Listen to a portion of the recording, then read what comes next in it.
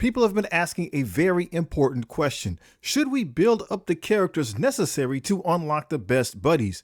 I'm here to tell you right now, the answer to that question is no. Not following this advice could be detrimental to our account. Let me explain why.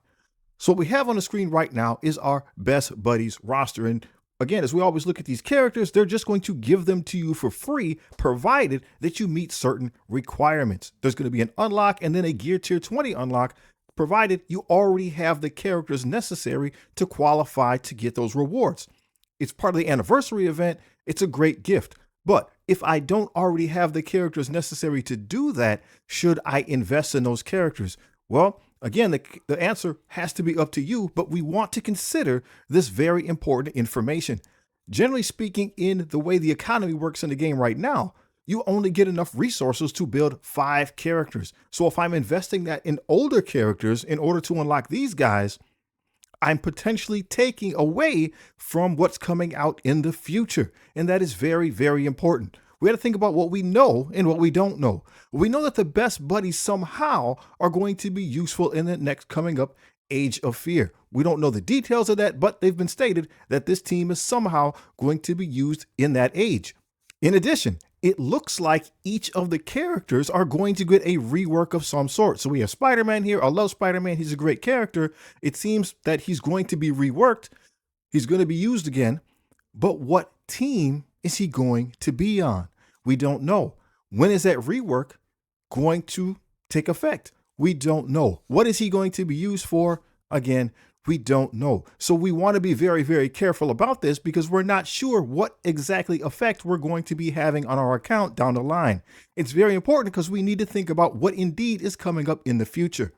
Right around the corner, we have the Shadow Conclave. The Shadow Conclave is going to be releasing this week. They're the next team coming out in Marvel Strike Force. So once again, we need to keep in mind that the endgame economy only allows you to get 5 characters for free. You can get more than that, but you're going to have to pay money for them. So if we're playing at a free-to-play rate, 5 characters is what we can get. And on any team, there are 5 members. For the most part, teams are made of 5 members. So if I invest my resources on some of these older characters in order to unlock the buddies, I'm potentially taking away from building my Shadow Conclave team. And I think that that's something we're going to have to make a decision on. And I would pivot 100% more towards the Shadow Conclave. Why do we say this? Well, we know from the information that the Shadow Conclave is going to be the kickoff team for the Age of Fear. And with that in mind, they said that this team is also going to be used to unlock the first legendary character for the Age of Fear. I think that's something that we don't want to miss out on. That's something that's well within our grasp, but we could slow that process down by unnecessarily building characters that we're not using.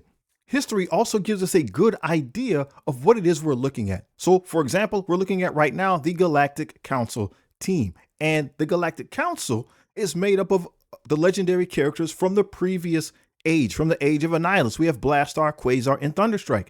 Which of those 3 characters proved to be the most powerful and the most versatile?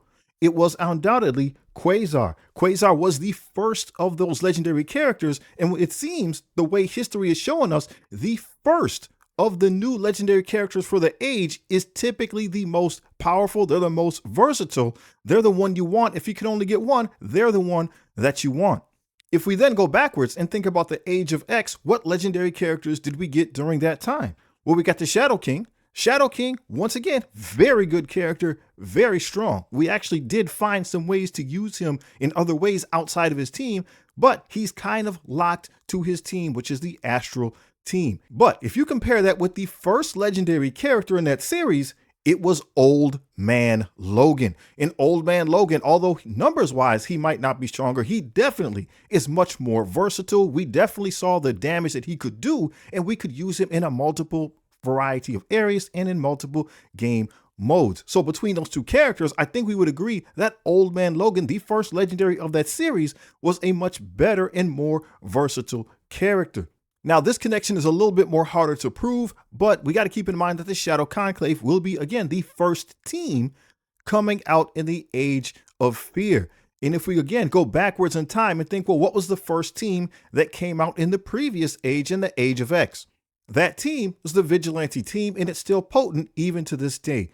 That team is full of characters that people recognize. People know who Daredevil is, people know who the Punisher is, and it was, again, something that people could get behind to get them more into the game. The same thing looks to be true when it comes to the Shadow Conclave, right? People know who Thanos is. People know who the other characters like the High Evolutionary and Malekith are, just due to the Marvel Cinematic Universe. So as new people come to the game, this looks to be something that they'll be able to use to still have fun and keep them enjoying the game.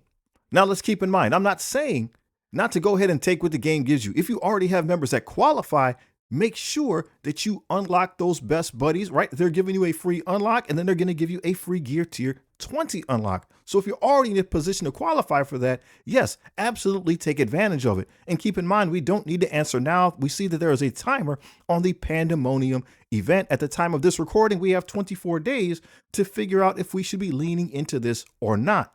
So far, I can only do the Eddie version on this account, and we're just using this by way of example. So if we were to check the mutant characters that I need, I don't have ones that are strong enough. I have Sunfire, and then I have a weak Sunspot, and that's all I have. I'm not going to go back and build more characters that I'm not using just to qualify for the Deadpool. I know that I can build a little bit of Deadpool up on this older account. We did that earlier, and we're not going to take him any farther. We know that he's there, and we can come back to get him later. When it came to the Avengers challenge, just because of the characters we were building, so in this case we have Miss Marvel Classic and we have Miss Marvel and we have Swordmaster. Just because I was already investing in those characters just to try to use the gear challenge to get my account up, we had characters that could give us the unlock. So we did indeed take advantage of that.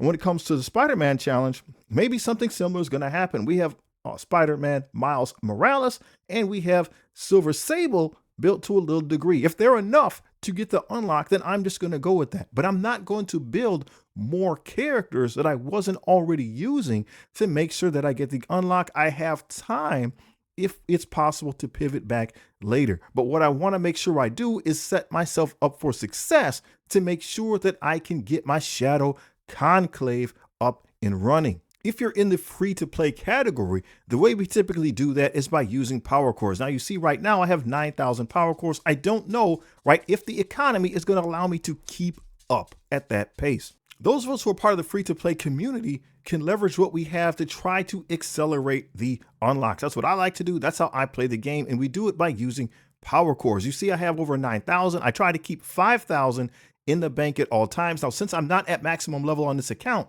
the thing that I really need to be focused on is making sure I'm chewing through those campaigns and using my campaign energy. You see my campaign energy is pretty big right now. We've been busy and we went through those Gear Fest milestones, and that pumped up our account level. So we weren't really able to chew through the energy as we should. We still want to be concerned with making sure we're using power cores to get the campaign energy. So we're going to do those 50s, and we're still going to stop when we get to the 100. We're not going to go past this point. And I want to make sure that I have enough power cores to continue to do that on the regular campaign energy, as well as the Isotope 8 campaign energy.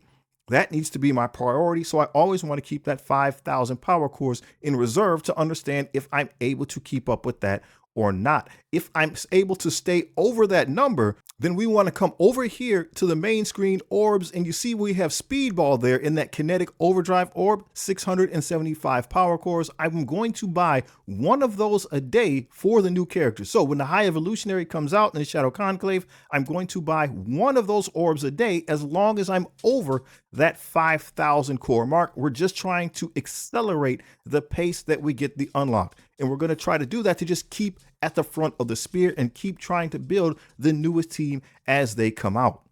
But in order to do that, I have to have the necessary resources. And if I'm using them to build older characters just to unlock these characters, again, I get concerned about that. That's advice that a lot of newer players and free-to-play players are given that turns out not to be good advice. It puts us behind, we can't catch up, and then we just keep falling farther and farther behind because people just keep giving us more and more homework to do that's not essential.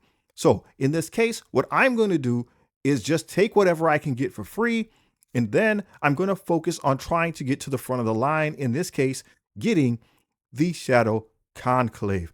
If I have time, we know we got time left on the clock. We can go back and build some of these other characters if the economy allows us to do so. That's what I'm planning to do. I know this is a very controversial take, but I'm very confident that we're right on this. Experience tells a very good story. We've been able to succeed in building new player accounts and building free-to-play accounts since the beginning of this game. So hey, if we want to get after it, let's go ahead and continue that discussion in the comments. Pretty sure I'm right on this, but I'd like to know what you have to say as well. And we have these other videos right here. If you haven't seen them yet, please make sure to check them out because they're legit.